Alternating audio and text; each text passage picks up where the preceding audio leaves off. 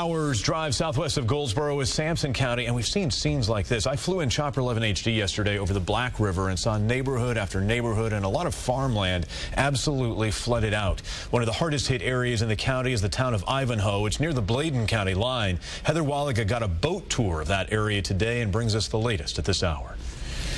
Residents here are calling this the 500-year flood. They say they've never seen anything like it, not even after Hurricane Floyd. Right now, about 30 roads in the county are closed, including this one, and a bridge a couple miles to the right here is about to collapse. That's what we are hearing. Many homes here are now islands, and people are having to use boats just to get around.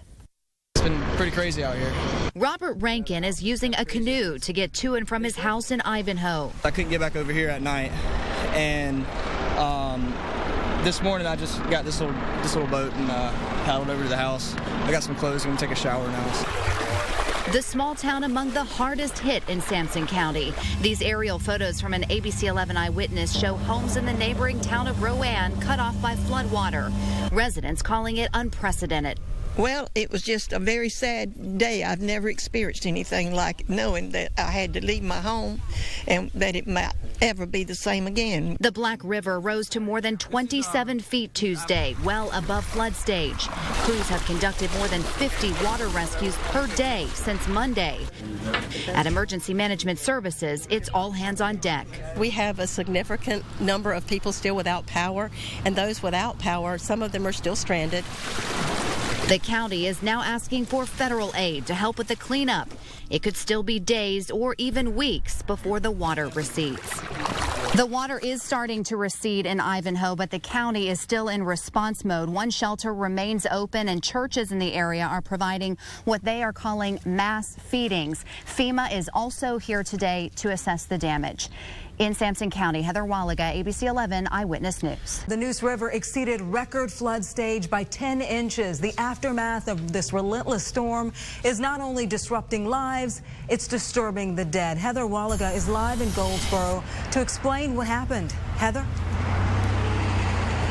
Well, Tisha, before we get to that, this is the on-ramp to US 117, and it's pretty backed up. We were trying to get to Elmwood Cemetery, but it took about 30 minutes just to go a mile. This highway just reopened today to traffic again at the cemetery, which is just down the road. More than 30 caskets surfaced in the floodwater. The city now having to store them in a refrigerated truck until they can sort them out, and city officials say it could still be days before the floodwaters fully recede. I never seen nothing like it. Crystal Bryson is among the dozens of people still unable to return home who lined up to get free bottled water in Goldsboro.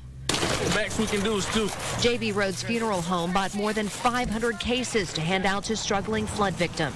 Some families have lost everything, and a lot of families don't have insurance. So I'm sure FEMA will facilitate these families. But yeah, I've seen a lot of people in need right now. In southwest Goldsboro, residents returned to their homes for the first time to get a look at the damage. Dwayne Greenfield is one of the lucky ones. He's flooded out over here next door, and the one over here is flooded out too. He spent the day power washing his possessions, soaked in 1.5 feet of water. The city has condemned several of his neighbors' homes, many now forced to stay with relatives or in shelters. That's my biggest concern today is next week these people are going to come back and they don't have a home to go to. And what are we going to do as leaders to find them somewhere to stay? Because nobody wants to be in a shelter, and we don't want them to be in shelters any longer than they have to. Wayne County, among the poorest areas in eastern North Carolina, is getting state and federal assistance. For the many residents who don't have flood insurance, the wait for help could be long. And for the ones who do, the cleanup is only just beginning. A lot of the local folks are kind of stuck, not knowing what to do, waiting on insurance, waiting on someone to help them because they've never been in this situation. And Governor McCrory toured the flood damage here in Goldsboro yesterday. He called it surreal. The mayor telling me he is happy so far with the state and federal response. He said this city is resilient, but it will take some time to recover from the flood. Live in Goldsboro, Heather Wallaga, ABC 11 Eyewitness News.